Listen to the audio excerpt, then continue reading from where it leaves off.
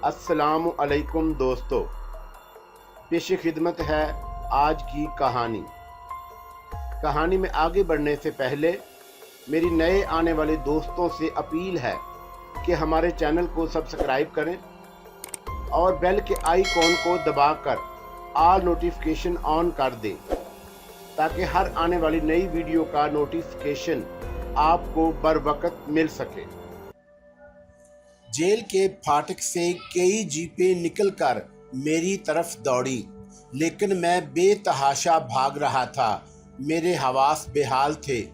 मैं पतली गलियां तलाश कर रहा था और फिर एक पतली सी गली में घुसकर मैं दूसरी तरफ निकल गया। जीपों को उस दूसरी सड़क पर आने के लिए एक तवील रास्ता तय करना पड़ा। मैं बेथकान भाग रहा था। मैं भागता रहा इंतहाई बरक रफ्तारी से और फिर एक गली मुझे मिल गई। ये गलियां मेरी मुआवन थीं, लेकिन पुलिस वाले भी बेवकूफ़ नहीं थे। वो चारों तरफ से मुझे घेर रहे थे। जीपें सड़क की दूसरी सिमत से भी आ रही थी। उनकी तेज रोशनियों ने सड़क को मुनव्वर कर दिया। तब मेरी निगाह एक पतले और ऊंचे दरख्त पर पड़ी और मेरे जहन में एक ख्याल बिजली की तरह कूद गया, क्यों ना दरख्त पर चढ़ जाऊं। फैसला करने में देर ना लगी। मैं तेजी से दरख्त पर चढ़ने लगा और चंद लम्हात के बाद मैं दरख्त की सबसे ऊंची शाख पर था। यहाँ पहुंचकर मैंने गहरी गहरी सांसें ली और इर्द गिर्द के माहौल को देखने लगा। दरख्त से चंद गज के फासले पर एक खूबसूरत कोठी नजर आई। दरख्त की शाखें उस कोठी की छत तक फैली हुई थी। मेरे जहन में एक ख्याल ने जन्म लिया, क्यों न रात उस कोठी में गुजारी जाए। मैं अंदाजा लगा रहा था पुलिस ने चारों तरफ की नाकाबंदी कर दी थी। बज़ाहिर मेरे निकलने का रास्ता बंद था। उनकी तादाद भी बढ़ती जा रही थी। अब यहाँ से फरार की कोशिश खतरनाक थी। वो ज़रूर गोलियां चलाएंगे और मुझे हलाक कर देंगे। इस तरह मरने को दिल नहीं चाहता था। दरख्त पर भी पूरी रात नहीं गुजार सकता, इसलिए कोठी की छत पर उतर जाने का ख्याल पुख्ता हो गया। पुलिस जबरदस्त कार्रवाइयों में मसरूफ थी। मैं उसकी नकलो हरकत देख रहा था। चारों तरफ से गाड़ियां आ रही थीं। शायद जेल वालों ने बाहर से भी मदद तलब कर ली थी। ये सब इंतहाई फुर्ती से हुआ था। पुलिस के चंद जवान इस दरख्त के करीब भी पहुंच गए और वहां खड़े होकर गुफ्तगू करने लगे। शायद वहां उनकी ड्यूटियां लग गई थी। गोया पुलिस को यकीन हो गया कि मैं इस इलाके से बाहर नहीं निकल सका। बहरहाल सिपाहियों की मौजूदगी में तो मैं दरख्त से भी नहीं उतर सकता। मैं दम साधे बैठा रहा, लेकिन शुक्र है सिपाही ज्यादा देर वहां नहीं रुके। वो थोड़ी देर खड़े गुफ्तगू करते रहे और फिर आगे बढ़ गए। जब वो निगाहों से उजल हुए तो मैं आहिस्ता आहिस्ता नीचे उतरा और उस शाख तक पहुंच गया जो कोठी की छत तक गई थी। शाख पर आगे बढ़ता रहा और बिल आखिर खूबसूरत कोठी की छत पर उतर गया। इमारत किसी साहिबे ज़ौक़ की थी और इंतहाई खूबसूरती से उसे तामीर किया गया था। मैंने छत पर रुकना मुनासिब नहीं समझा और नीचे जाने का रास्ता तलाश करने लगा। मैं जानता था कि पुलिस वाले इस इलाके की नाकाबंदी किए रहेंगे और फिर दिन की रोशनी में इमारतों की तलाशी लेंगे। दो सिपाहियों के कातिल और एक खतरनाक मफरूर को इतनी आसानी से छोड़ा नहीं जा सकता था। चुनाचा दिन का उजाला फैलने से कबल मुझे कोई ऐसी पनाहगाह तलाश कर लेनी चाहिए जहां मैं एक आध दिन तक पुलिस की निगाहों से पोशीदा रहूं। मैं कोठी के मुख्तलिफ हिस्सों में चकराता रहा। चंद ख्वाबगाहों में मुझे रोशनी नजर आई, नीली रोशनी जो मकीनों के वजूद का पता देती थी। मैंने उन ख्वाबगाहों का रुख नहीं किया और छुपने के लिए कोई और मुनासिब जगह तलाश करने लगा। फिर मैंने कोठी के एक कमरे का दरवाज़ा खोला और अंदर दाखिल हो गया। कमरे में तारीकी थी, लेकिन चंद लम्हात के बाद मेरी आंखें तारीकी में देखने के काबिल हो गईं। उसमें पुराना फर्नीचर भरा हुआ था, शायद बेकार और नाकाबिले इस्तेमाल। मुमकिन है ये मेरे काम आ सके। मैंने एक चीज को टटोला और फिर एक बड़ी अलमारी के अकबी हिस्से को मैंने छुपने के लिए पसंद कर लिया। बिलाशुबा ये ऐसी जगह नहीं थी जहां आम हालात में आदमी आए। किसी खास ही जरूरत पर कोई यहां आ सकता था। मैंने उस जगह को हाथ से टटोला। नीचे टाइल का फर्श था और यहाँ सफाई भी थी। तन बेतकदीर होकर मैंने उसी जगह छुपने का यकीनी फैसला कर लिया और फिर अलमारी के पीछे लेट गया। थकन, खौफ, परेशानी दिमाग पर हमला आवर थी। अजीब से अजीब परेशान कुन ख्यालात जहन में चकरा रहे थे। बाहर पुलिस मौजूद थी और मुझे तलाश किया जा रहा था। और फिर मेरे दिल में खौफ दर आया। आखिर मैं भी इंसान था, एक मामूली इंसान, एक दफ्तर का सीधा सादा सा क्लर्क, मोहब्बत का परस्तार। हालात ने मुझे जो कुछ बना दिया वो मेरी शख्सियत ना थी। मैंने आंखें बंद की और जहन को सुकून देने की कोशिश करने लगा, लेकिन सुकून कहाँ था। कभी गर्दन में फांसी का पंदा फिट हो देखता, कभी खुद को बिजली की कुर्सी पर बैठे देखता, कभी जिस्म में दर्जनों गोलियां प्यूसत देखता जिनके सुराखों से खून उबल रहा था। ज़हनी कैफियत अजीब थी, लेकिन इस बेसरो सामानी के आलम में भी, उस खौफ व दहशत के माहौल में भी, दुश्मनों के फैले हुए समुंदर में भी मेरा एक दोस्त था जिसने बर वक्त मुझे सहारा दिया था। और ये दोस्त नींद थी, गहरी नींद, जिसने मुझे तमाम फिक्रों से आज़ाद कर दिया। मैं सब कुछ भूल गया, मुझे कोई बात याद ना रही और ना जाने कब तक मैं सोता रहा। फिर कुछ आवाज़ों से मेरी आंख खुली। मैं चंद लम्हात माहौल से बेखबर रहा, लेकिन फिर मेरे जहन ने पूरी हकीकत समझा दी और मैं संभल गया। मेरा दिल खौफ से धड़कने लगा। ये आवाज़ें कैसी हैं? कांप क्यों रही हो? आओ देखें कौन है। एक नस्वानी आवाज़ सुनाई दी। न जाने क्यों ये आवाज़ कानों को मानूस सी लगी। बीबी जी लाश, एक सहमी हुई सी आवाज़ सुनाई दी। पैरों से तो लाश नहीं मालूम होती, आओ डर क्यों रही हो? उसी मानूस आवाज़ ने कहा और मैंने चौंक कर अपने पैरों पर निगाह डाली। मेरे पांव सोने के दौरान अलमारी से दूसरी तरफ निकल गए थे। मुझे देख लिया गया। मेरा दिल लर्जने लगा, लेकिन फिर मैंने हिम्मत की और पांव सकोड़ लिए। तुम जो कोई भी हो बाहर निकल आओ, मानूस आवाज़ ने कहा, लेकिन जहन इस कदर मुंतशिर था कि मैं उस आवाज़ को पहचान ना सका। बहरहाल मैं उछलकर खड़ा हो गया। मैं जमानत देती हूँ कि तुम्हें यहाँ कोई तकलीफ नहीं पहुँचेगी, बाहर निकल आओ, दोबारा कहा गया। और बल आखिर मैं एक गहरी सांस लेकर बाहर निकल आया और फिर मेरे जहन में बिजली सी कूद गई। मैं हैरत व मुसर्रत से उसे देखने लगा। वो सरैया थी। हाँ, वो यकीनन सरैया ही थी, मजलूम सरैया, जो अपने बीमार शोहर के इलाज के लिए, अपनी बूढ़ी के सास की खुराक के लिए और अपने बच्चे की परवरिश के लिए जिस्म फरोशी करती थी। सिर्फ कुछ अरसे कबल की बात थी, लेकिन उस वक़्त की और अब की सुरैया में बहुत फर्क था। तालूत ने सुरैया की किस्मत बदल दी थी, उसका हुलिया ही बदल गया। यकीनन ये कोठी उसी की थी। सुरैया तुम, मैंने वालहाना अंदाज में कहा और वह उछल पड़ी। तुम कौन हो?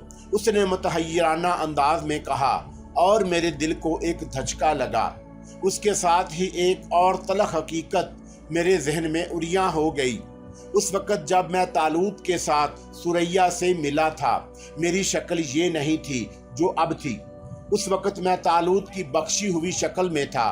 बताओ तुम कौन हो? सुरैया ने पूछा। कोई नहीं सुरैया, कोई भी नहीं, मैंने टूटी हुई आवाज़ में कहा। मुझे किस तरह जानते हो? उसने पूछा।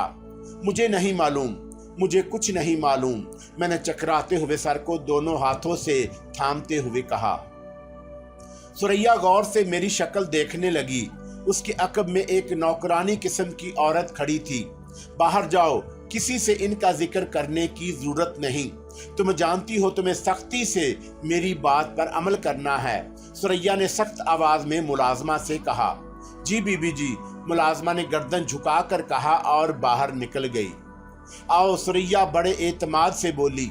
حالانکہ میرا حلیہ بہت خطرناک تھا، لیکن وہ مجھ سے ذرا برابر خوف زدہ نہیں معلوم ہوئی۔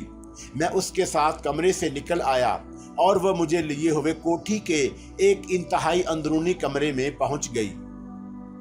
بیٹھو، اس نے کہا، اور میں خشک ہونٹوں پر زبان پھیر کر صوفے پر بیٹھ گیا۔ میرا انتظار کرو، اس نے کہا اور کمرے سے باہر نکل گئی۔ میرے ذہن میں دھماکے ہو رہے تھے۔ میں جانتا تھا ثریا مجھے نہیں پہچانے گی۔ اس کی عقل میں یہ بات نہیں آئے گی کہ شکلیں اس قدر کیسے بدل سکتی ہیں۔ اسے کچھ بتانا بھی فضول تھا، لیکن وہ کہاں گئی؟ کیا پولیس کو مطلع کرنے؟ میرا دل پھڑ پھڑانے لگا۔ میں نے سوچا کہ یہاں سے نکل جاؤں، بھاگ جاؤں، پولیس کے آنے سے قبل یہاں سے دور نکل جاؤں۔ لیکن کہاں؟ باہر پولیس موجود ہوگی، اندر بھی خطرہ ہے اور باہر بھی، پھر کہاں جاؤں؟ کوئی ٹھکانہ نہیں تھا، ٹانگیں بے جان ہو رہی تھی۔ میں نے دونوں ہاتھوں سے سر تھام لیا، لیکن جب دروازہ کھلا تو میں اچھل پڑا۔ میں نے سہمی ہوئی نگاہوں سے دیکھا، ثریا تھی، اس کے ہاتھوں میں کوئی چیز تھی، لیکن میں اس کے عقب میں دیکھ رہا تھا۔ کیا پولیس اس کے پیچھے موجود ہے؟ پھر جب اس نے اندر داخل ہو کر دروازہ بند کر لیا تو میں نے ایک گہری سانس لی۔ ثریا کے ہاتھوں میں ایک قمیض اور ایک پتلون تھی۔ اس کے پاس شیو کا مکمل سامان موجود تھا۔ اس نے شیو کا سامان اور کپڑے میری طرف بڑھاتے ہوئے کہا، وہ سامنے باتھ روم ہے، شیو کر کے غسل کرو، لباس تبدیل کرو۔ ممکن ہے یہ تمہارے جسم پر چھوٹا یا بڑا رہے، لیکن بہرحال کام چل جائے گا۔ اس کے انداز میں عجیب سا وقار تھا۔ بہرحال میں اس کا حکم نہ ٹال سکا اور لباس اور شیو کا سامان لیا، پھر باتھ روم کی طرف بڑھ گیا۔ شیو بنایا، غسل کیا اور لباس پہن کر باہر نکل آیا۔ اس دوران بھی میرے کان باہر ہی لگے رہے۔ چند آوازیں سنائی دی، دروازہ کھلنے کی آواز، بند ہونے کی آواز، کچھ سرگوشیاں جن کے الفاظ میری سمجھ میں نہیں آ سکے۔ میرا خون خشک ہو رہا تھا۔ دیکھیے باتھ روم سے نکلنے کے بعد کیا صورتحال پیش آتی ہے۔ بہرحال میرا حلیہ بدل گیا، شریف آدمیوں کی سی شکل نکل آئی۔ ثریا اب بھی کمرے میں تنہا تھی، البتہ دو تبدیلیاں ہو چکی تھی۔ نمبر 1، میز پر ایک ٹرے رکھی ہوئی تھی جس پر بہترین قسم کا ناشتہ موجود تھا۔ دوسرے ایک کونے میں بنے ہوئے آتش دان میں آگ روشن تھی، حالانکہ یہ آتش دان کے استعمال کے دن نہیں تھے۔ نہ جانے ثریا نے آگ کیوں جلائی۔ میں نے اس کے چہرے کی طرف دیکھا، عجیب سا سکون تھا اس کے چہرے پر۔ ناشتہ کر لو، اس نے اسی تحکمانہ انداز میں کہا، اور مجھے پہلی بار شدید بھوک کا احساس ہوا۔ بڑے زور کی بھوک لگ رہی تھی۔ میں صوفے پر آ بیٹھا اور ناشتہ شروع کر دیا۔ ثریا خاموشی سے اٹھی، باتھ روم میں گئی اور پھر میرے قیدیوں والے کپڑے ہاتھوں میں لٹکائے باہر آئی۔ اس نے وہ کپڑے آتش دان میں ڈال دیے اور میں مارے حیرت کے میرا منہ کھلا کا کھلا رہ گیا۔ یہ ثریا کیا کر رہی ہے؟ کیا مجھے پہچان گئی؟ میں نے ناشتہ کرتے ہوئے سوچا۔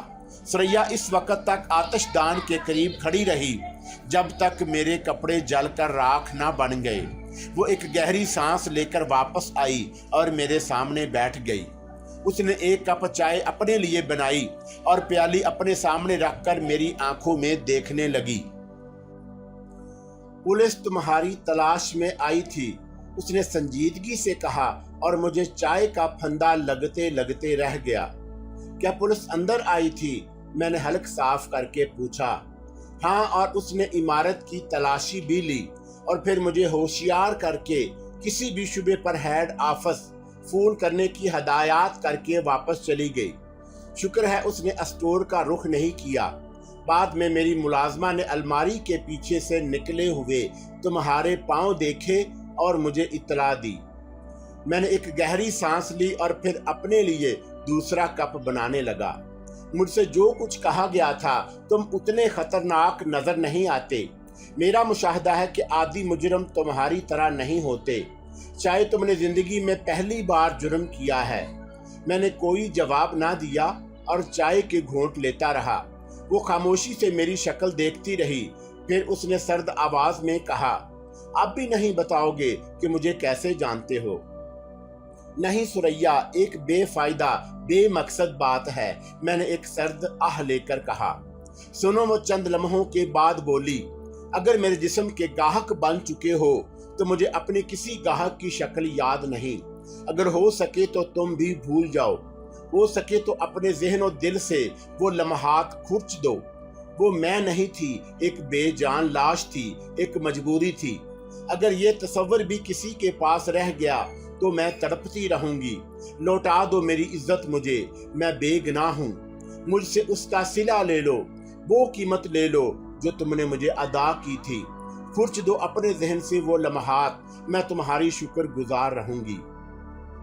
نہیں سریا، خدا گواہ ہے، میں تمہارے جسم کا رازدار نہیں ہوں۔ خدا گواہ ہے، تم میرے لیے ایک مقدس بہن کی حیثیت رکھتی ہو۔ میں نے کہا، اور سریا کی آنکھوں سے بہتے آنسو یکدم رک گئے۔ وہ حیرت سے مجھے دیکھنے لگی، دیکھتی رہی اور پھر بولی، لیکن پھر تم میرا نام کیسے جانتے ہو؟ میں یہ نہ بتا سکوں گا، خدا کے لیے مجھ سے یہ نہ پوچھو، اس سے کچھ حاصل نہ ہوگا۔ میں نے کرب سے کہا، میں مستقل بے چین رہوں گی، بہرحال تمہیں مجبور بھی نہیں کروں گی۔ تم جیل سے فرار ہوئے ہو، ہاں، تمہارا نام عارف جمال ہے، ہاں، پولیس نے یہی نام لیا تھا۔ کیا تم قاتل بھی ہو؟ ہاں سریا، میں نے 2 بے گناہ انسانوں کو قتل کر دیا ہے۔ میرے دل میں دکھن ہونے لگی۔ یہ تم نے بہت برا کیا، وہ کرب سے بولی۔ آج کا انسان تو خود ہی لاش ہے، زندگی خود ہی دکھ ہے، اسے لینے سے کیا فائدہ؟ جو کچھ ہوا نادانستی میں ہوا سریا، میں نے جان بوجھ کر ایسا نہیں کیا۔ کس اپنائیت، کس بھروسے سے میرا نام لیتے ہو؟ کاش میں تمہارے بارے میں جان سکتی، اس نے سرد سانس لے کر کہا۔ تم نے مجھے پناہ کیوں دی؟ میں نے پوچھا۔ مجھے انسان کی مجبوریوں کا احساس ہے، کیونکہ خود میں بھی مجبور رہ چکی ہوں۔ میں جانتی ہوں انسان پیدائشی گناہ گار نہیں ہوتا، اس کی فطرت برائی کی طرف راغب نہیں ہوتی، حالات اسے گناہوں کے گھڑوں میں دھکیل دیتے ہیں۔ وہ اتنا مجبور ہو جاتا ہے کہ نہ چاہتے ہوئے بھی جرم کرتا ہے، جو اس کے ضمیر کو کچوکے دیتا رہتا ہے۔ میں تمہیں بتا چکی ہوں کہ میں طوائف بھی رہ چکی ہوں، لیکن جن حالات میں نے ایسا کیا وہ ناگزیر تھے، ان سے نمٹنا میرے بس کی بات نہیں تھی۔ میں نے سوچا ممکن ہے تم بھی ایسے ہی حالات کا شکار ہوئے ہو۔ جو دکھ جھیل چکا ہوتا ہے وہ دکھوں سے واقف ہوتا ہے، اور مجھے خوشی ہے کہ تم باقاعدہ مجرم نہیں ہو، تفریحاً جرم نہیں کرتے۔ میں تمہاری ہر قسم کی مدد کر سکتی ہوں۔ تمہیں جس قدر رقم کی ضرورت ہو مجھ سے لے لو اور اس ملک سے نکل جاؤ۔ نیکیوں کو اپنا لو اور پوری زندگی اس جرم کا کفارہ نیکیاں کر کے ادا کرتے رہو۔ عظیم عورت، میری بہن، قدرت کسی قسم کی بلا وجہ نہیں بدلتی۔ تمہاری قسمت کسی خاص مقصد کے تحت ہی بدلی گئی ہے۔ میرے منہ سے جذباتی عظمات میں نکلا اور وہ چونک پڑی۔ تمہیں میری قسمت کے بارے میں کیا معلوم ہے؟ مجھے بہت کچھ معلوم ہے، اور پھر میں تمہارے حالات دیکھ رہا ہوں۔ اگر میں کچھ اور پوچھوں گا تو تم پریشان ہو جاؤ گی۔ نہیں، خدا کے واسطے مجھ سے گفتگو کرو، مجھ سے ہر قسم کے سوالات کرو۔ میں نے کہا، تمہارے منہ سے بار بار لفظ بہن نکلتا ہے، اور یہ لفظ میرے دل سے سیاہیاں دھو دیتا ہے۔ ایک انوکھی فرحت محسوس ہوتی ہے مجھے۔ تمہارا بچہ کیسا ہے؟ میں نے پوچھا، اور وہ پھر اچھل پڑی۔ اس کے چہرے پر شدید حیرت ابھر آئی، لیکن وہ خشک ہونٹوں پر زبان پھیرنے کے علاوہ اور کچھ نہ کر سکی۔ جاوید کی طبیعت اب کیسی ہے، اور تمہاری ساس، اس کا کیا حال ہے؟ سریا نے دونوں ہاتھوں سے سر پکڑ لیا، خاموش بیٹھی رہی، سوچتی رہی، پھر سر اٹھا کر بولی، جاوید خدا کا شکر ہے ٹھیک ہے، میری ساس بھی ٹھیک ہے، اور جاوید کے پاس ہسپتال میں موجود ہیں۔ جلد ہی جاوید کو چھٹی مل جائے گی۔ بچہ آیا کے پاس ہے، کیا میں اسے لے آؤں؟ کیا کرو گی اس معصوم کو مجھ بدقسمت کی شکل دکھا کر؟ میں نے بھرائی ہوئی آواز میں کہا۔ نہیں، میں اسے لے کر آتی ہوں، سریا نے کہا اور اپنی جگہ سے اٹھ گئی۔ اس نے دروازہ کھولا اور باہر نکل گئی۔ میں سخت کشمکش میں گرفتار تھا۔ سریا کو اپنے بارے میں کیا بتاؤں؟ کیا یہ سب کچھ اس کے لیے قابل یقین ہوگا؟ کیا اس سے مدد طلب کی جا سکتی ہے؟ کیا یہ مناسب رہے گا؟ لیکن اس بھری دنیا میں میرا تھا بھی کون؟ اگر اس باظرف عورت کا سہارا لے کر اس ملک سے نکلنے میں کامیاب ہو جاؤں تو کیا حرج ہے؟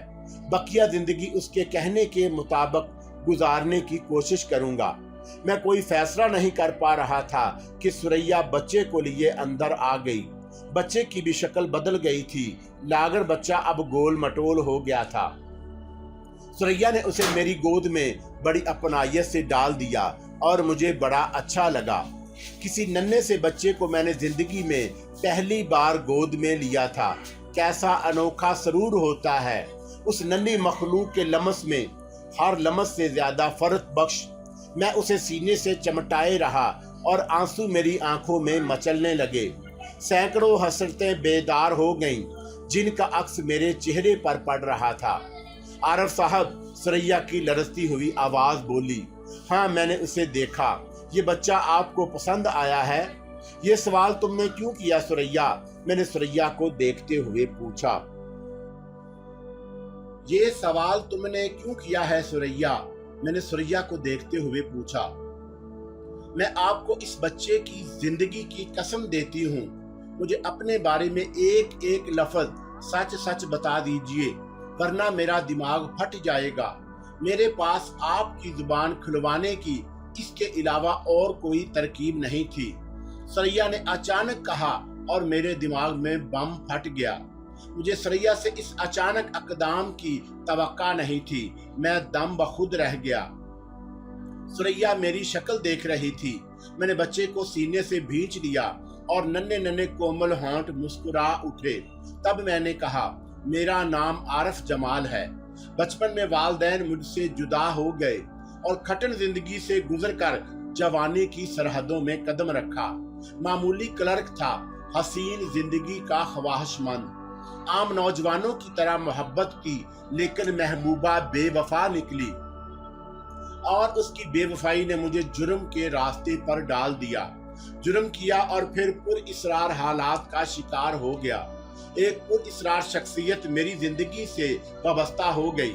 وہ میرا ہم شکل تھا، میں اس کا تابع ہو گیا اور پھر انوکھے حالات پیش آئے اور ایک دن تم مجھے مل گئی ثریا، لیکن اس وقت میری یہ شکل نہ تھی۔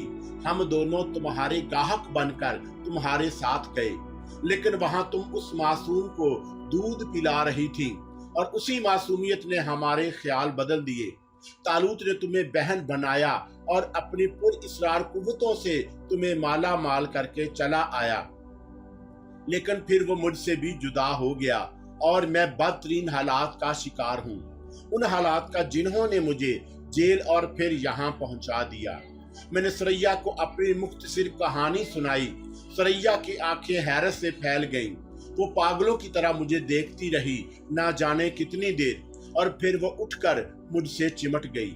اوہ میرے محسن، خدا کا شکر ہے کہ میں تمہارے ساتھ اس انداز میں پیش آئی۔ اگر مجھ سے کوئی بھول ہو جاتی تو میں شاید زندگی بھر خود کو معاف نہ کرتی۔ مجھے خیال کیوں نہ آیا کہ میرے بچے، میرے شوہر اور میری ساس کے بارے میں تمہارے علاوہ اور کون جانتا ہے؟ میں نے کسی کو اپنی کہانی نہیں سنائی۔ یہ تم ہو میرے بھائی، جس نے ایک لاوارث بچے، ایک پریشان بیوی اور ایک غم زدہ ماں کو سہارا دے کر کچھ سے کچھ بنا دیا۔ یہ تم ہو۔ مجھے بتاؤ، میں تمہیں دل کے کون سے خانے میں بٹھاؤں؟ میں اپنی آنکھیں نکال کر تمہارے قدموں تلے کیوں نہ رکھ دوں؟ گمان بھی نہ تھا ثریا کہ زندگی اس حال میں تمہارے سامنے لے آئے گی، لیکن مجبوریاں، انہیں کوئی نہیں روک سکتا۔ میرا مقدر، میری خوش بختی کہ میں تمہارے کسی کام آ سکی، ورنہ تو تمہارا احسان اتنا ہے کہ مر کر بھی ادا نہیں کر سکتی۔ میں تمہیں اپنی آخری سانسوں تک فراموش نہ کر سکوں گی۔ بھائی بہن پر جان نچھاور کرتے ہیں، میں نے تو تمہارے لیے کچھ بھی نہیں کیا۔ میں نے ثریا کو خود سے جدا کرتے ہوئے کہا، لیکن کیا تم نے میری تمام باتوں کا یقین کر لیا؟ اپنے بچے کی قسم، میں نے ایک ایک لفظ سچ سمجھا ہے۔ کتنی درد بنی کہانی ہے تمہاری۔ میں نے زندگی میں خود کو سب سے زیادہ مظلوم سمجھا تھا، لیکن میری مظلومیت تمہارے آگے کچھ بھی نہیں۔ वो फरते जज्बात से खामोश हो गई। मेरी आंखों से भी आंसू टिपा टिप गिर रहे थे। सुरैया ने अपने आंचल से मेरे आंसू खुश किए और फिर मेरा सर अपने सीने से लगा लिया। इंसान भी किस कदर अजीब मखलूक है, कितनी अनोखी अकदार है उसकी, कितना मामूली फासला है उसके ख्यालात में। तुम बिल्कुल बेफिक्र हो जाओ भैया, मैं औरत जरूर हूँ, लेकिन मेरे हालातों वाकयात ने मेरे जिस्म में 10 मर्दों की कुव्वत पैदा कर दी है। तुम आराम से यहाँ क़याम करो, किसी को तुम्हारे बारे में कुछ मालूम नहीं होगा। मैं तुम्हारे लिए पासपोर्ट बनवाऊंगी, ख्वाह कुछ भी करना पड़े, और फिर मैं तुम्हें यहाँ से निकाल दूंगी। नहीं सुरैया, मैं तुम्हें खतरे में नहीं डाल सकता। मेरी पोजीशन बहुत खतरनाक है। मेरी मदद करने वालों को भी मुआफ नहीं किया जाएगा। बस तुम्हारी इतनी ही मेहरबानी काफी है।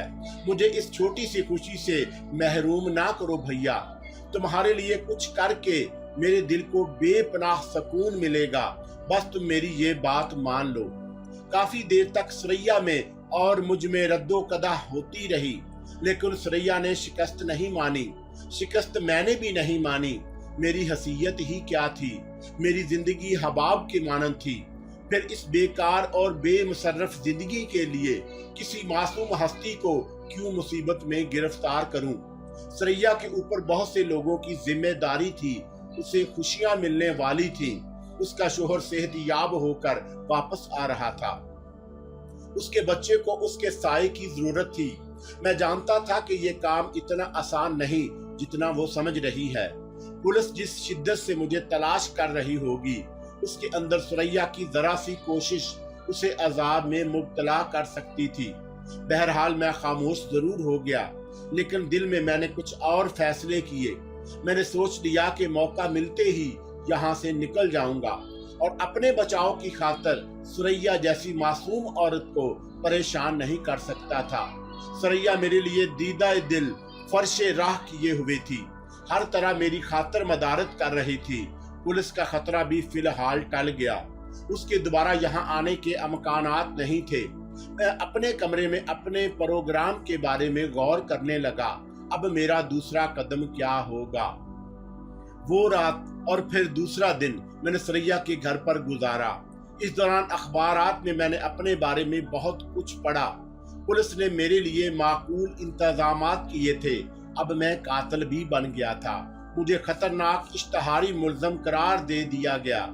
पुलिस मेरी जिंदा या मुर्दा गिरफ्तारी पर कुछ इनामात रखने पर भी गौर कर रही थी और मैं भी उलझन में गिरफ्तार था। मुझे रोशनियों में रहने की ख्वाहिश थी। मुझे रोशनियां पसंद थी, लेकिन दुनिया ने मेरे रास्ते के तमाम चिराग गुल कर दिए थे। मैं रोशनी की तलाश में सरगर्दा रहा, लेकिन इस तरह जैसे आलमे ख्वाब में हूँ। मैं चल रहा था, माहौल से डरा डरा, सहमा सहमा सा। हर आहट पर दिल फड़फड़ाने लगता। तारीख साए अपनी तरफ बढ़ते हुए महसूस होते, और जब आहट मादूम हो जाती तो मुझे शदीद प्यास महसूस होने लगती। नरगस रहमानी, हसीन मासूम लड़की जिसके लिए मैंने अज़ियतें बर्दाश्त की थी, जिसे मैं जान देकर भी शेखर की जिंदगी से महफूज रखना चाहता था। न जाने मेरे बारे में क्या क्या सोच रही होगी। मैं जानता था कि वो भी इसी दुनिया की परवरदा है। शको शुबा उसके दिल में भी होगा। उसने भी मेरे पंजे से बच जाने पर दिल ही दिल में खुदा का शुक्र अदा किया होगा। न जाने एसपी ने उन लोगों को मेरे बारे में बताया होगा या नहीं।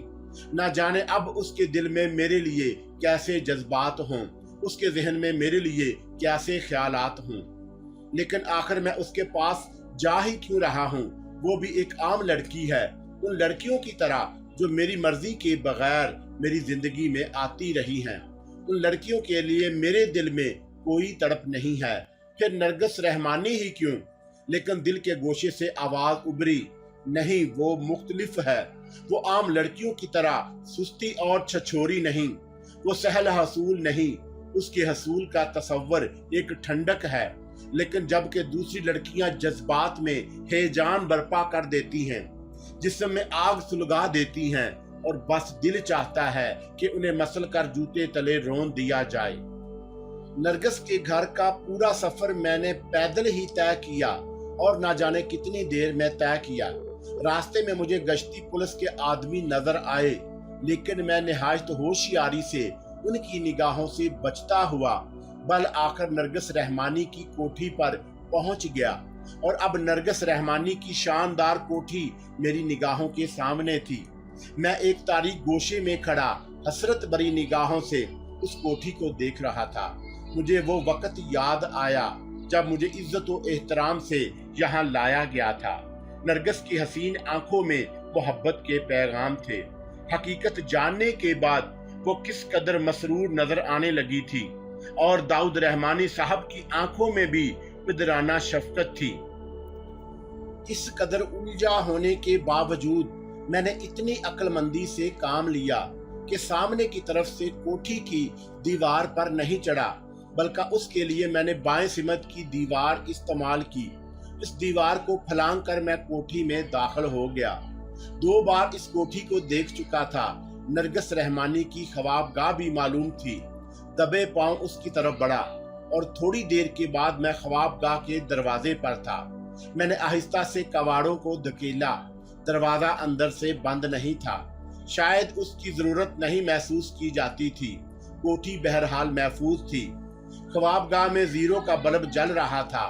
एक मसहरी पर शबे ख्वाबी के खूबसूरत लिबास में मलबूस नरगिस रहमानी गहरी नींद सो रही थी। होंठों पर एक मुस्कान लिए वो बाल बिखराए सो रही थी। उस मस्त शबाब को देखकर थोड़ी देर के लिए मैं सब कुछ भूल गया। मुझे अपनी शख्सियत तक याद ना रही। दिल जोर जोर से धड़कने लगा, आंखों में खमार उमड़ आया और मेरे कदम बेइख्तियार उसकी तरफ बढ़ गए। बेमुश्किल तमाम मैंने खुद पर काबू पाया, और अगर मैंने उसके साथ कोई नाजीबा हरकत कर दी तो फिर शेखर में और मुझ में बहुत मामूली सा फर्क रह जाएगा, इंतहाई मामूली फर्क। उसके नामूस की हिफाजत के लिए तो मेरी ये हालत हुई है। अगर शेखर की बात मान लेता तो कितनी बड़ी दौलत हासिल कर सकता था, और अगर दाऊद रहमानी वो अजीम रकम देने पर तैयार ना होते तो फिर ये जिस्म भी एक रात के लिए मुझे मिल जाता। शेखर ने वादा किया था। अगर यही करना था तो फिर शेखर की बात ही क्यों ना मान ली जाती। नहीं नहीं, मैं दरिंदा नहीं, इंसान हूँ। मैं उसके करीब मसहरी के बराबर फर्श पर बैठ गया। मेरा लड़ता हुआ हाथ उसके रेशमी बालों में उलझ गया। अल्लड़ और जवान होने के बावजूद वो गहरी नींद की आदी नहीं थी। मेरे हाथ के पहले लम्स पर ही उसकी आंख खुल गई। मेरा चेहरा उसके सामने था। मैंने उसकी आंखों में खौफ और फिर हैजान देखा, और फिर उसका जिस्म कांपने लगा। उसने एक जोरदार चीख मारी, लेकिन मैं उसके लिए तैयार था। मैंने पूरी कुव्वत से उसका मुंह भींच लिया और सर्द आवाज में कहा, होश में आओ नरगिस, मैं कोई इफरत नहीं हूँ और ना मैं तुम्हारे लिए अजनबी हूँ। मैं किसी बुरे इरादे से नहीं आया, बस ज़मीर के सुकून के लिए तुमसे कुछ बातें करने आया हूँ। बातें करूँगा और चला जाऊँगा। खुद को संभालो, चीखने की कोशिश मत करो। अगर तुम ना चीखने का वादा करो तो मैं तुम्हारा मुंह छोड़ दूं। उसने जल्दी से खौफजदा अंदाज में गर्दन हिला दी और मेरा दिल खून होकर रह गया। उसके सहमे हुए अंदाज में अपनायत नहीं, सिर्फ खौफ था। वो सिर्फ अपनी जिंदगी बचाना चाहती थी। मैंने एक ठंडी सांस लेकर हाथ हटा लिया। वो जल्दी से उठकर बैठ गई। उसका जिस्म अब तक कांप रहा था। चेहरे के नकूश खौफ से बिगड़ गए थे। क्या इन मुलाकातों में तुमने मुझे ऐसा ही खौफनाक पाया था नरगिस, जो इस वक्त तुम इस तरह कांप रही हो? तुम क्यों यहाँ आए हो? उसने लरजते हुए कहा। तुमसे एक सवाल करने। कौन सा सवाल? खुदा के लिए यहाँ से चले जाओ, वो कपकपाती हुई आवाज में बोली। नरगिस, तुम्हें खुदा का वास्ता दिल से खौफ निकाल दो। ज़हन की गहराइयों को टटोल कर मेरे सवालात का जवाब दो, मैंने आजिज़ी से कहा, और वो गहरी गहरी सांसें लेने लगी। क्या तुमने इब्तिदा से पहले मुलाकात से उस वक्त तक जब तुम्हारी डैडी ने मुझे अपने पास बुलाया था, मेरे बारे में संजीदगी से सोचा था? मैंने पूछा। मैं जानता हूँ नरगिस, मेरी कोई कोशिश तुम्हारे जहन से मेरी नफरत میرا خوف نہیں نکال سکتی۔ مجھے یہ بھی احساس ہو رہا ہے کہ تم میرے کسی سوال کا جواب نہیں دے سکو گی، لیکن خیر کوئی بات نہیں، میں دل کا بوجھ اتارنے آیا ہوں، اسے اتارنے کی کوشش کروں گا۔ ہو سکے تو میری بات سن کر مجھے اپنے تاثرات سے آگاہ کر دینا، اور یہ بھی نہ کر سکو تب بھی، بہرحال تم اپنی مرضی کی مختار ہو۔ میں کوئی لمبی تقریر نہیں کروں گا، مختصر الفاظ میں اپنا ماضی الضمیر ظاہر کروں گا۔ سنو، میں ایک غریب کلرک تھا، حادثات نے مجھے غلط راہوں پر ڈال دیا، جذبات میں بھر کر ایک جرم کر بیٹھا، دولت حاصل کرنے کا جرم، اس تصور کے ساتھ کہ شاید دولت سے سچی الفت مل جائے، لیکن اس جذباتی حرکت نے مجھے نہ جانے کیا سے کیا بنا دیا، اور پھر میں ایک لاوارث کشتی کی طرح وقت کی لہروں پر ڈولتا رہا۔ دوسرے میرے لیے سمتیں متعین کرتے رہے، میں کوئی جدوجہد نہ کر سکا۔ حالات نے مجھے جو کچھ بنایا میں بن گیا، اور پھر تم مجھے ملی۔ تمہاری پاکیزگی مجھے پسند آئی، میں تمہاری عزت کرنے لگا۔ بردہ فروش تمہیں میرے ذریعے اغوا کرنا چاہتے تھے، لیکن میں تمہارے سفید آنچل پر کوئی داغ برداشت نہیں کر سکتا تھا۔ میں نے وہ تمام داغ اپنے اوپر سمیٹ لیے جنہیں میں ثبوت کے طور پر پیش کر سکتا ہوں۔ میں نے بے حد جذباتی انداز میں قمیض اتاری، اپنی پنڈلیاں اسے دکھائیں، اور در حقیقت میں نے نرگس کی آنکھوں میں نمایاں تغیر محسوس کیا۔ وہ خشک ہونٹوں پر زبان پھیر کر مجھے دیکھ رہی تھی۔ میں نے تمہارے والد کو حقیقت بتا دی، صرف اس کے لیے کہ اگر میں اپنی جان بھی دے دوں تب بھی میں شیکھر تمہیں کسی دوسرے ذریعے سے حاصل کر لے گا، اس لیے تمہارے والد کو خبردار کرنا ضروری تھا۔ بہرحال مجھے مسرت ہے کہ میں اپنے مشن میں کامیاب ہوا، تمہاری عزت محفوظ ہو گئی، شیکھر کا گروہ ٹھکانے لگ گیا۔ خدا گواہ ہے نرگس، اس کے بعد میرا ارادہ تمہارے پاس آنے کا نہیں تھا۔ میں تو خود کو کسی کے قابل نہیں سمجھتا، لیکن تمہارے ڈیڈی کا بلاوا مجھے ملا اور مجھے یہاں پہنچا دیا گیا، اور پھر میں تمہارے بارے میں رنگین اور سہانے سپنے دیکھنے لگا۔ میں کچھ دیر کے لیے خود کو بھول گیا، لیکن یہ وقفہ بہت کم رہا۔ دنیا مجھے معاف کرنے کے لیے تیار نہیں۔ میں نے ایک نیکی کی، دل کے تقاضے سے مجبور ہو کر اسے بھی دوسرا رنگ دے دیا گیا، اور میرا سکون لٹ گیا۔ تمہاری آنکھوں کا یہ خوف، یہ اجنبیت میرے لیے سوہانے روح ہے۔ میں تم سے کچھ نہیں مانگتا، یہ دنیا مجھے کبھی معاف نہیں کرے گی، خواہ زندگی بھر دوسروں کے لیے جان کی بازی لگاتا رہوں۔ لیکن نرگس، اپنی آنکھوں کا یہ خوف دور کر کے مجھے اپنائیت کی نگاہ سے دیکھو۔ میں سکون سے رخصت ہو جاؤں گا، مجھے زندہ رہنے کا بہانہ مل جائے گا۔ کہہ دو نرگس، تم اس غریب کلر کو جیل ساز اور خوفناک مجرم نہیں سمجھتی۔ اپنے یقین کا اظہار کرو کہ میں نے تمہارے عفت بچانے کے لیے قربانی دی ہے، بس مجھے اس کے علاوہ کچھ نہیں چاہیے، اور کچھ نہیں چاہیے۔ نرگس عجیب سی نگاہوں سے مجھے دیکھ رہی تھی، پھر اس نے خشک ہونٹوں پر زبان پھیری اور کچھ کہنے کے لیے منہ کھولا، لیکن اس کے ساتھ ہی زوردار آواز سے دروازہ کھلا اور بہت سے لوگ اندر گھس آئے۔ سب سے آگے پولیس افسر تھا جس کے ہاتھ میں پستول تھا۔ خبردار کوئی حرکت کرنے کی کوشش کی تو چیتھڑے اڑا دیے جائیں گے۔ گرفتار کر لو اس قاتل کو، افسر نے کہا، اور دو آدمی آگے بڑھے۔ رک جاؤ صرف 1 منٹ کے لیے، میں صرف 1 منٹ کی تنہائی چاہتا ہوں، اس کے بعد بے شک تم مجھے گولی مار دینا، میں نے دونوں ہاتھ سامنے کر کے کہا۔ بکواس مت کرو اور خود کو پولیس کے حوالے کر دو۔ تم نے فرار کے دوران 2 سپاہیوں کو ہلاک کیا ہے، تمہیں گولی مار دینے کا حکم ہے۔ میں نرگس سے اپنی بات کا جواب لیے بغیر خود کو گرفتار کرانے کے لیے تیار نہیں۔ اگر تم مجھے گرفتار کرنا چاہتے ہو تو 2 منٹ کے لیے باہر نکل جاؤ۔ نرگس میری بچی، تو ٹھیک تو ہے نا؟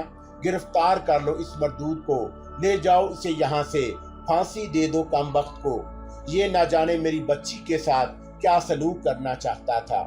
داؤد رحمانی نے آگے بڑھ کر نرگس کو سینے سے لپٹاتے ہوئے کہا، صرف 1 منٹ، مجھے دل کی خلش دور کر لینے دو ظالموں، میں مجرم نہیں ہوں، صرف 1 منٹ، خدا کے لیے، میں نے ہذیانی انداز میں چیخ رہا تھا، لیکن آگے بڑھنے والے میرے قریب پہنچ گئے اور پھر انہوں نے میرے ہاتھوں میں ہتھ کڑیاں ڈالنے کی کوشش کی، لیکن میرا ذہن معاف ہو چکا تھا۔ میں نے پوری قوت سے ان میں سے ایک کو دبوچا اور اٹھا کر افسر پر دے مارا۔ افسر کے ہاتھ سے پستول نکل کر دور جا گرا، وہ دونوں ڈھیر ہو گئے۔ فوراً ہی دوسرے لوگوں نے مجھ پر یلغار کی، لیکن اب میرے سامنے کون ٹک سکتا تھا؟ میرا خوفناک ہاتھ جس پر پڑا، اس کے حلق سے صرف کراہ نکل سکی۔ دوبارہ اٹھنے کی ہمت اس میں کہاں تھی؟ میں دروازے سے نکل گیا۔ پولیس افسر نے پستول دوبارہ اٹھایا اور گولی چلا دی، لیکن نشانہ چوک گیا۔ افسر سیٹیاں بجا رہا تھا اور میں بے تحاشا بھاگ رہا تھا، لیکن پولیس کی تعداد کافی تھی۔ پولیس والے چاروں طرف سے دوڑ رہے تھے۔ شاید ان لوگوں کو اندازہ تھا کہ میں ایک بار یہاں ضرور آؤں گا۔ شاید اس لیے میں نے ایس پی سے درخواست کی تھی کہ وہ داؤد رحمانی کا دل میری طرف سے صاف کر دے۔ اس لیے یہاں پولیس پوشیدہ تھی۔ باہر موجود پولیس والوں کے پاس رائفلیں بھی تھی۔ اب انہیں میری زندگی کی ضرورت نہیں تھی، اس لیے وہ بے دریغ گولیاں چلا رہے تھے، میرے پیچھے دوڑ رہے تھے۔ لیکن میں ان گولیوں سے بچتا ہوا سڑک پر نکل آیا۔ میں نے ایک سے زیادہ گاڑیاں اسٹارٹ ہونے کی آواز سنی اور گاڑیاں میرے پیچھے دوڑنے لگی، لیکن میں کسی قیمت پر خود کو ان کے حوالے کرنے کے لیے تیار نہیں تھا۔ میں نکل جانا چاہتا تھا، اور میں نے ایک حیرت انگیز بات محسوس کی۔ میں سیدھی سڑک پر بھاگ رہا تھا، اپنے پیچھے جیپوں کی روشنیاں محسوس کر رہا تھا۔ گولیاں چل رہی تھی، لیکن پولیس کی جیپیں مجھ تک نہ پہنچ رہی تھی۔ البتہ گولیاں میرے دائیں بائیں سے نکل رہی تھی۔ ظاہر ہے جیپوں کی رفتار سست نہ ہوگی، وہ میرے قریب پہنچنے کے خواہش مند ہوں گے، لیکن شاید میری رفتار اتنی تیز تھی کہ گاڑیاں مجھے پکڑ نہیں پا رہی تھی، اور یہ بھی شربت فولاد کا ہی کارنامہ تھا۔ کافی دور بھاگنے کے بعد مجھے ایک موڑ ملا اور میں تیزی سے گھوم گیا۔ اس کے ساتھ ہی گلیاں تھیں، چنانچہ میں ان گلیوں میں دوڑنے لگا۔ جیپیں گلیوں میں داخل ہوئیں، لیکن اب ان کی رفتار تیز نہیں تھی۔ زیادہ تر پولیس والے جیپوں سے اتر کر گاڑیوں میں دوڑنے لگے اور میں بھی دوڑ رہا تھا۔ پھر ایک جگہ راستہ بند ہو گیا۔ میں نے رک کر دیکھا، ایک چھوٹا سا ایک منزلہ بنگلہ تھا جس کا پھاٹک کھلا ہوا تھا۔ میں جلدی سے بنگلے میں داخل ہوا اور پھاٹک بند کر دیا، لیکن یہاں رکنا خطرے سے خالی نہیں تھا۔ بنگلے کے ایک کمرے میں نے روشنی ہوتے دیکھی۔ پولیس کی بھاگ دوڑ سے بنگلے کے مکین جاگ اٹھے تھے، لیکن میں عمارت میں داخل ہو گیا اور پھر چھپنے کے لیے کوئی مناسب جگہ تلاش کرنے لگا۔ میں جلدی سے ایک زمین پر بیٹھ کر ایک مسہری کے نیچے رینگ گیا۔ میرا دل اچھل رہا تھا، اتنی تیز دوڑنے سے سانس پھول گیا۔ میں تنگ جگہ میں چت لیٹا گہری گہری سانسیں لے رہا تھا۔ جو کچھ ہوا تھا درست نہیں تھا۔ اب میں اپنی دنیا سے اپنا حق چھینوں گا، آخری دم تک زندگی کی جدوجہد کروں گا۔ اس کا حق مجھے بھی ہے۔ جب لوگ میری زندگی کے در پہ ہیں تو میں بھی انہیں کھلونا سمجھوں گا۔ ہوشیار ہو جاؤ اے دنیا والو، تم نے ایک انسان کو عفرت بنا دیا۔ تم نے ایک زہریلا درخت اگایا ہے، اب اس کے پھل سمیٹنے کے لیے تیار ہو جاؤ۔ میرا خون کھول رہا تھا۔ دنیا نے کبھی میری بات پر سنجیدگی سے غور نہیں کیا، کبھی میری چیخیں سننے کی کوشش نہیں کی۔ پھر میں کیوں چیخوں؟ اس دنیا کو چیخنے پر مجبور کیوں نہ کر دوں؟ میرا دل چاہا کہ زور زور سے کہکے لگاؤں، وحشت سے ناچنے لگوں، لیکن میں نے خود کو سنبھالا اور ذہن کو پرسکون کرنے کی کوشش کرنے لگا۔ اسی وقت میں نے قدموں کی چاپ سنی اور دوسرے لمحے میں نے سانس روک لی۔ شاید پولیس کسی کو تلاش کر رہی ہے۔ ایک آواز ابھری، کوئی اچکا ہوگا، آپ آرام کریں۔ یہ نسوانی آواز تھی۔ اچھا، مردانی آواز ابھری اور پھر کمرے کے دروازے پر آہٹ ہوئی۔ کوئی اندر آ گیا۔ بتی جل اٹھی اور پھر دروازہ اندر سے بند کر دیا گیا۔ میں بدستور دم سادے پڑا تھا۔ میں نے دو خوبصورت پنڈلیاں دیکھی جو ایک الماری کی طرف بڑھ رہی تھی۔ اس کا مطلب ہے کہ مرد چلا گیا۔ وہ پنڈلیاں الماری کے نزدیک پہنچ گئیں۔ الماری کے شیشے کا عکس ناچنے لگا۔ شاید اسے کھولا گیا تھا۔ پھر کچھ رنگین کپڑے نظر آئے، الماری بند کر دی گئی، لیکن اب اس کا شیشہ مجھے صاف نظر آ رہا تھا، اور اس شیشے میں اندر آنے والی کا عکس ایک نوجوان لڑکی تھی، اسکرٹ پہنے ہوئے، خوبصورت انداز میں بال باندھے ہوئے، رنگ ضرورت سے زیادہ حسین تھا، گلابی گلابی، شاید میک اپ ہو۔ اپنے ذہنی کیفیت کا میں صحیح تجزیہ نہیں کر سکا، تاہم آئینے سے میں نے اپنی نگاہ نہیں ہٹا سکا۔ اپنے کام سے فارغ ہو کر اس نے ایک باریک گاؤن جسم پر ڈالا اور پھر ایک کرسی پر بیٹھ گئی۔ کرسی کے پاس ایک شیلف سے اس نے کوئی کتاب اٹھائی اور ٹانگ پر ٹانگ رکھ کر اس کی ورق گردانی کرنے لگی۔ میں جس پوزیشن میں تھا اس کے تحت تو مجھے خاموشی سے وہاں چھپا رہنے چاہیے تھا، لیکن میرے ذہن میں زبردست بغاوت ابھر آئی۔ اب مجھے کسی بات کا خوف نہیں تھا، چنانچہ میں مسہری کے نیچے سے کھسکا اور باہر نکل آیا۔ لڑکی نے میری چاپ سن لی۔ دوسرے لمحے اس نے چونک کر کتاب بند کر دی اور کسی قدر خوف زدہ نگاہوں سے مجھے دیکھنے لگی۔ میں بھی غور سے اس کے چہرے کو دیکھ رہا تھا۔ یقیناً مقامی نہیں تھی، 20-22 سے زیادہ کی نہ ہوگی۔ چہرہ بے حد پرکشش تھا۔ ابتدا میں اس کے چہرے پر خوف کی جھلکیاں نظر آتی رہیں، پھر وہ پرسکون ہو گئی اور اس کے ہونٹوں پر مسکراہٹ پھیل گئی۔ اس نے شیریں آواز میں کہا، ہیلو، اور اب میرے حیران ہونے کی باری تھی۔ میں گہری نگاہوں سے اسے دیکھنے لگا۔ تم سوچ رہے ہو کہ میں تمہیں دیکھ کر چیخی کیوں نہیں، خوف سے کانپنے کیوں نہیں لگی؟ اس نے مسکراتے ہوئے پوچھا، لیکن میں نے اسے کوئی جواب نہیں دیا۔ تب اس نے خود ہی کہا، اس کا جواب یہ ہے کہ آخر تم انسان ہی ہو، کوئی خوفناک درندے یا زہریلے جانور تو نہیں۔ تمہاری کوئی ضرورت ہی تمہیں یہاں لائی ہوگی۔ اگر ایک انسان کی حیثیت میں تمہاری ضرورت پوری کر دوں تو کیا حرج ہے؟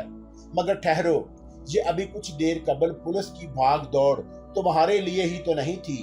میں سمجھی تم یہاں صرف جان بچانے کے لیے آئے ہو، اس نے مسکراتے ہوئے کہا اور کرسی کی پشت سے ٹیک لگا کر بیٹھ گئی۔ زیادہ نڈر بننے کی کوشش مت کرو، نقصان اٹھا سکتی ہو، میں نے ہونٹ بھینچ کر کہا۔ اپنی برتری چاہتے ہو کہ میں تمہیں دیکھ کر خوف زدہ ہو جاؤں؟ چلو تمہاری برتری تسلیم۔ آئینہ دیکھو، اتنے برے بھی نہیں ہو، کوئی تمہیں دیکھ کر ڈر جائے، اس نے ایک ادا سے کہا۔ میں مسلسل اسے گھور رہا تھا۔ آدم خور ہو کیا؟ کھانے کا ارادہ رکھتے ہو؟ اس نے کہا اور ایک نازک سا قہقہ لگایا۔ بیٹھ بھی جاؤ، پہلے میری چند باتیں سن لو۔ میں تم سے بالکل خوف زدہ نہیں ہوں۔ اگر یہاں کسی چیز کی ضرورت ہے تو لے جا سکتے ہو۔ اگر پولیس سے بچنا چاہتے ہو تو یہاں آرام کرو، پولیس یہاں نہ پہنچ سکے گی، اور اگر پہنچ بھی جائے تو تمہیں نہ پا سکے گی، یہ میرا وعدہ ہے۔ بیٹھ جاؤ پلیز۔ لڑکی ضرورت سے زیادہ نڈر تھی۔ میں نے بھی اپنے رویے میں تبدیلی کر لی اور بیٹھ گیا۔ شکریہ، اس نے مسکراتے ہوئے کہا اور پھر بولی، کوئی فراڈ کرنے کے موڈ میں نہیں ہوں، کسی کو مدد کے لیے نہیں بلانے جا رہی۔ اگر کہو تو چائے کا یا کافی تیار کر کے لاؤں؟ نہیں شکریہ، میں نے خشک انداز میں کہا۔ آئے ہو تو دوستوں کی طرح باتیں کرو، یہ خشک انداز مجھے پسند نہیں، اور بلا وجہ دل تم سے مستنفر ہو جائے گا۔ پھر برداشت تو کر لوں گی، لیکن بے دلی سے۔ یہ جاننے کے بعد بھی کہ پولیس میرے پیچھے ہے، تم مجھ سے دوستانہ انداز میں بات کر رہو گی؟ میں نے کہا، ہاں یہ میرا گھر ہے اور تم ایک ضرورت مند ہو۔ پولیس اگر اس گھر سے باہر تمہیں تلاش کرے تو مجھے کوئی اعتراض نہیں، لیکن یہاں بہرحال تم ایک آزاد انسان ہو۔ تمہارا نام کیا ہے؟ کرسٹینا، اس نے جواب دیا۔ اس عمارت میں کتنے افراد رہتے ہیں؟ صرف میں اور غلام بابا، اس نے جواب دیا۔ غلام بابا کون ہیں؟ میرے مربی، میرے نگران۔ اب اس سلسلے میں مزید کوئی سوال نہیں۔ یقین نہ ہو تو باہر جاؤ اور اطمینان کر لو۔ میں رات کو یہاں قیام کر سکتا ہوں، بڑے سکون و اطمینان سے، یہاں تمہیں کوئی خطرہ نہیں۔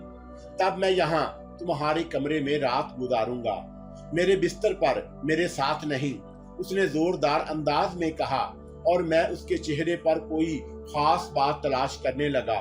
लेकिन कुछ ना पा सका। उसका सवाल बेहद बेबाक था। मुझसे उसका कोई जवाब ना बन सका। मैं खुद भी बेजार थी, नींद नहीं आ रही थी। मजबूरन एक किताब लेकर बैठ गई थी और किताब के सफ़हात ने मुझे और परेशान कर दिया। लेकिन अब तन्हाई नहीं रही।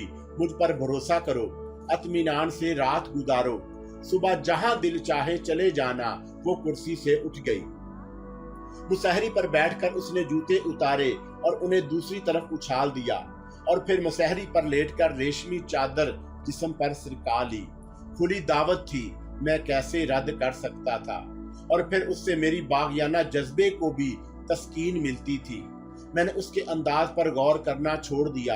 रात बहरहाल गुजारनी थी, ख्वाह उस रात की सुबह कैसी ही हो। चुनाचा मैंने उसकी दावत कबूल की। मैंने मुसहरी पर बैठकर उसकी आंखों में झांका, मुस्कुराती हुई चमकदार आंखें जो मेरे हवास पर मुसल्लत हो गईं, और मैं उन आंखों में डूबकर गहरी नींद सो गया। सुबह को जब मेरी आंख खुली तो वो मस्त नींद सो रही थी। खूब मैं दिल ही दिल में मुस्कुराया। बिन मांगे मोती मिले, मांगे मिले ना भीख। मेरे जहन में एक फिक्रा उभरा। मैंने उसके रेशमी बालों को अपने चेहरे से लगाया और उसकी आंख खुल गई। चंद लम्हे वो मुझे देखती रही, फिर उसके होंठ मुस्कुरा उठे। उसने अपना चेहरा मेरे सीने में छुपाकर आंखें बंद करते हुए कहा, कैसे बेदर्द हो, अपना नाम तक नहीं बताया। आरफ, मैंने ना जाने क्यों सच बोल दिया। छोटा सा खूबसूरत नाम है। पुलिस तुम्हारी तलाश में क्यों थी? रात को क्या वारदात की थी? तुम्हें इससे कोई फायदा ना होगा, इसलिए ये सवालात बेकार हैं। गुलाम बाबा बहुत रहमदिल इंसान हैं। मुमकिन है वो तुम्हारी मदद पर आमादा हो जाएं। बेवकूफ़ी की बात है, लोग मुझे मुजरिम तो समझते हैं। जुर्म की वजह जानने की कोशिश कोई नहीं करता। मेरे ऊपर रहम खाने वाला अब इस दुनिया में कोई नहीं। हम हैं, यकीन करो हम हैं, क्योंकि हम भी जमाने के सताए हुए हैं। मैं तुम्हें गुलाम बाबा से मिलाऊंगी। मुनासिब ना होगा क्रिस्टीना, वो मुझे कैसे बर्दाश्त करेंगे? क्या तुम उन्हें बताओगी कि मैं पूरी रात तुम्हारे कमरे में रहा हूँ? मैं गुलाम बाबा से कोई बात नहीं छुपाती। तुम चले जाओगे तब भी बता दूंगी। उनकी तरफ से मुझे पूरी आज़ादी है, जिस तरह चाहूँ जिंदगी गुजारूं। क्रिस्टीना ने कहा और मैं हैरान रह गया। ये बात मेरी समझ में नहीं आई। बहरहाल बहुत सी बातें इंसान की समझ में नहीं आती। अब मैं उठूं, नाश्ता तैयार करना है, उसने कहा और चादर सिरका कर खड़ी हो गई। इत्मीनान से चलती हुई अलमारी तक पहुंची। उसने नया लिबास निकाला और मुस्कुराती हुई बाथरूम के दरवाजे की तरफ बढ़ गई, जो कमरे से मुंसलिक था। मेरी निगाहों ने मुसलसल उसका ताकुब किया। अच्छी लड़की थी, जिस्मानी जिंदगी से भरपूर, लेकिन अब मैं किसी से मुतासर नहीं हो सकता था। बाथरूम से पानी गिरने की आवाजें आती रही और मैं आइंदा इक़दामात के बारे में सोचता रहा। मैंने बहुत से फैसले किए और फिर वो बाथरूम से निकल आई, निखरी निखरी सी, धुली धुली सी। तुम गुस्ल कर लो डार्लिंग, मैं नाश्ता तैयार करती हूँ, फिर हम तीनों नाश्ता करेंगे, उसने कहा और बाहर निकलेगी। जो कुछ भी होगा देखा जाएगा, मैंने सोचा और बाथरूम में चला गया। काफी देर गुस्ल किया।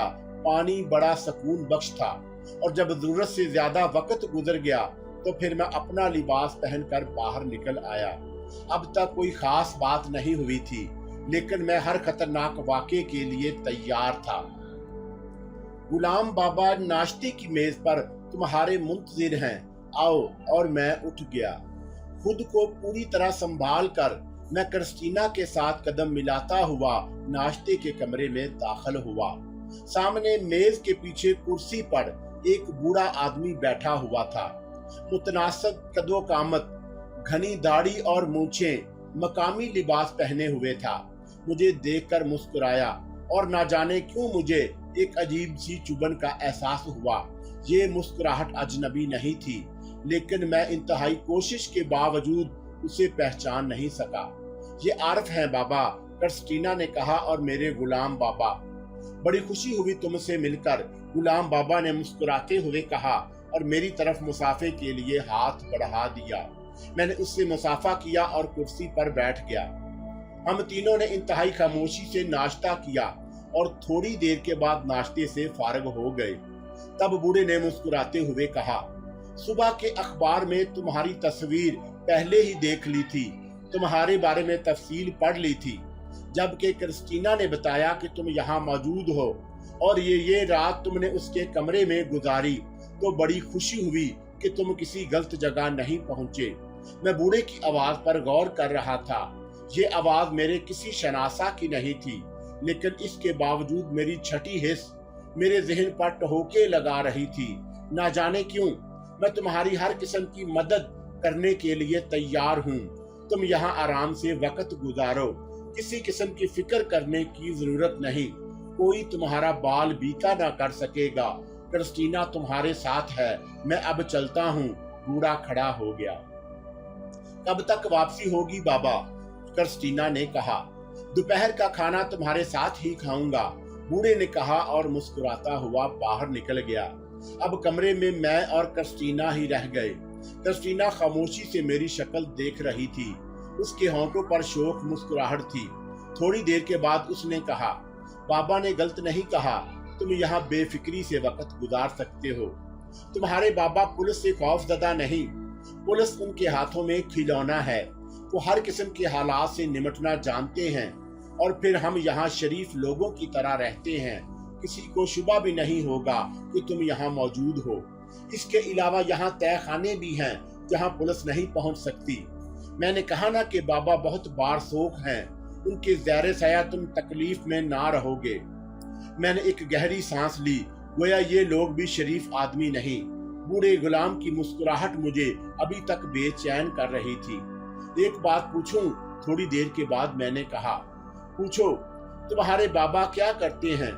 वो किसी सोच में पड़ गई। चंद मिनट उलझे उलझे अंदाज में देखती रही, फिर बोली, मैं तुम्हें नाराज नहीं करना चाहती क्योंकि मैं तुम्हें पसंद करने लगी हूँ, लेकिन बराहे करम मुझसे कोई ऐसी बात मत पूछो जिसका मैं जवाब ना दे सकूं। बाबा तुम्हें सब कुछ बता देंगे। सिर्फ इतना कहूंगी कि उन्हें तुम जैसे लोग पसंद हैं। मैं गर्दन हिलाने लगा। फिर मैंने उसके अखबार तलब किया और उठकर वो बाहर निकल गई। अखबार की खबरें बहुत गर्म थी। मेरे बारे में 4 कालमी सुर्खियां जमाई गई थी जिसमें मेरी तस्वीर थी। रात को भी चंद पुलिस वाले मेरे हाथों जख्मी हो गए। अजीब अजीब क्यास आराइयां की गई। यहाँ तक लिख दिया गया कि मैं कुछ पुरइसरार और साइंसी कुव्वतों से लेस हूँ और बेपनाह ताकतवर भी, वगैरह वगैरह। मैं खबरें पढ़ता रहा और क्रिस्टीना मुस्कुराती रही। फिर मैंने गर्दन उठाकर उसकी तरफ देखा। क्यों मुस्कुरा रही हो? पुलिस ने तुम्हारे बारे में कैसी भी क्यास आराइयां की हूँ। मैंने एक बात जरूर महसूस की है। क्या? मैंने बेहद पूछा। तुम बेहद दिलकश हो, सफे नाजक को पूरी तरह काबू में कर लेने वाले। उसने मखमूर आंखों से मुझे देखा और बोली, उठो। कहाँ? मैंने पूछा।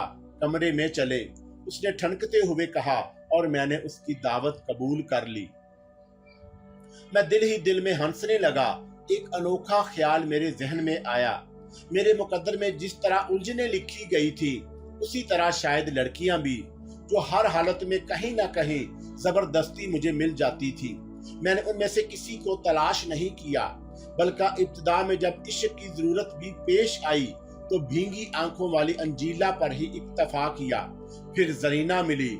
मेरी निगाह में तो वो मलका हुस्न थी और उसी मलका हुस्न की बेवफाई पर मैंने जिंदगी तबाह कर डाली। और उसके बाद से लड़कियों की जो भरमार हुई, वो सही महीनों में मुझे उनके नाम भी याद नहीं। क्रिस्टीना, तुम्हें अंदाजा है कि हमारा ये साथ कितनी देर का है? कोई अंदाजा नहीं। फिर तुमने मुझे अपने दिल में जगह क्यों दी? दुनिया इतनी तेज जा रही है मिस्टर आरफ कि इंसान के पास सोचने के लिए बहुत कम वक्त है। सोचने में देर लग जाती है और वक्त आगे बढ़ जाता है। जो जहन में आए कर डालना चाहिए। उसके बाद अगर सोचने के लिए वक्त मिल जाए तो सोच लो, क्रिस्टीना ने कहा और मैंने उसकी मुंतिक पर गौर करने लगा। ठीक ही कह रही थी। मैं एक गहरी सांस लेकर खामोश हो गया। काफी देर तक हम इसी तरह लेटे रहे और फिर वो उठ गई। दोपहर के लिए खाना तैयार कर लूं, उसने कहा और मैंने गर्दन हिला दी। वो उठकर बाहर निकल गई और मैं बाथरूम में घुस गया। नहाकर बाहर निकला और एक सोफे पर दराज होकर आंखें बंद कर ली। ख्यालात की मशीन चल पड़ी। नरगिसे यहमानी याद आई। उसके रात के रवैये पर गौर करने लगा। क्या अंदाज था उसका, क्या सोच रही थी वो इस वक्त? क्या उसके रवैये में लचक थी या वो भी अपने बाप और पुलिस वालों से मुत्तफिक थी? अगर वो भी इन्हीं लोगों से मुत्तफिक है तो फिर शराफत की जरूरत है। क्यों ना उसके लिए की गई मेहनत की कीमत वसूल कर ली जाए। कम से कम हमाकत का एहसास तो ना रहेगा। ये तो ना सोचूंगा कि बिला वजह 2.5 करोड़ की रकम जाया की। जब बुरा हूं तो बुरा सही। दिमाग खोलता रहा, उसे ठंडा करने की कोशिश की, फिर तसव्वुर क्रिस्टीना की तरफ मुंतकिल हो गया। उसके अल्फाज याद आए। हाँ, मैं उन अल्फाज से मुत्तफिक था। उसकी सोच मुनासिब थी। मैं उसे पसंद कर आया। उसने मुझे हासिल कर लिया। लेकिन क्या बूढ़े गुलाम बाबा को इस बात का इल्म होगा कि क्रिस्टीना मुझे अपना सब कुछ सौंप चुकी है? क्या उसे इस बात पर एतराज नहीं होगा? अगर दोनों का रिश्ता क्या है? गुलाम बाबा मकामी मालूम होता है और वो क्रिश्चियन है। वो कहती है कि बूढ़ा उसका मुरब्बी है। बड़े पुरइसरार थे ये दोनों। बूढ़े ने क्रिस्टीना से ये सवाल जरूर किया होगा कि रात को वो कहाँ रहा था। क्या क्रिस्टीना ने रात की तफसील उसे बता दी होगी? हस्बे वादा दोपहर के खाने तक बूढ़ा गुलाम पहुंच गया। खाने के कमरे में उसने मखसूस मुस्कुराहट से मेरा इस्तकबाल किया और फिर मैं उसकी मुस्कुराहट पर गौर करने लगा। मुझे यकीन है क्रिस्टीना के साथ तुम्हारा वक्त बुरा ना गुजरा होगा। ये बड़ी दिलचस्प और मेहमान नवाज लड़की है, उसने मुस्कुराते हुए कहा, और फिर हम खामोशी से खाना खाते रहे। थोड़ी देर के बाद खाने से फारग हो गए। खाने से फुर्सत पाकर बूढ़े गुलाम बाबा ने मुझे और क्रिस्टीना को अपने साथ आने के लिए कहा और हम दोनों उसके साथ एक बड़े कमरे में दाखिल हो गए। बूढ़े ने अंदर दाखिल होकर दरवाजा बंद किया और मेरे रगो वपे में सनसनी सी दौड़ गई। दरवाजा बंद करने का ये अंदाज कोई खास अहमियत रखता था। मैंने कमरे में निगाह दौड़ाई। कमरे में मामूली सा फर्नीचर था, सिर्फ चंद कुर्सियां जो एक ज़रफ पर पड़ी थी। उसमें दूसरा दरवाजा भी था जिस पर पर्दा लटका हुआ था। आरफ, बूढ़े ने भारी आवाज में कहा और मैं चौंक कर उसे देखने लगा। क्रिस्टीना एक कुर्सी की तरफ बढ़ गई। मैं तुम्हें शारिक की हैसियत से भी जानता हूँ, बल्कि मैं तुम्हें शारिक की हैसियत से ही जानता था। तुम्हारी ये नई हैसियत मेरे लिए हैरान कुन है। बिलाशुबा मैं तुम्हारे बारे में सख्त उलझन में हूँ। सुबह के अखबार में मैंने तुम्हारी तस्वीर देखी तो अपनी आंखों पर यकीन नहीं आया। तफसील पढ़ी तो अंदाजा हुआ कि जो कुछ अखबार में दर्ज है वही दुरुस्त है। बिलाशुबा तुम पुरइसरार शख्सियत के हामिल हो। मैंने आज का पूरा दिन तुम्हारे बारे में मालूमात इकट्ठा करते हुए गुजारा है और मेरी मालूमात ने अखबार की खबरों की तस्दीक कर दी। यानी तुम्हारे जुर्म की इब्तदा हशमत सेठ की फिल्म से रकम लेकर फरार होने से हुई, लेकिन उसके बाद तुमने जो कुछ किया दर हकीकत काबिल सताइश है। एक सीधा सच्चा क्लर्क इस कदर शानदार मुजरम बन जाए। यकीन करो आरफ कि तुम्हारे कारनामों की तफसील मालूम करके मैं अपने अजीम नुकसान को भी फरामोश कर चुका हूँ। वो खामोश होकर मुझे देखने लगा। मैं परेशान निगाहों से उसे घूर रहा था। पहले मैं तुम्हारी उलझनों को दूर कर दूं, उसके बाद हम बात करेंगे, बूढ़े गुलाम बाबा ने कहा और फिर उसने अपने चेहरे से एक विग उतार दी।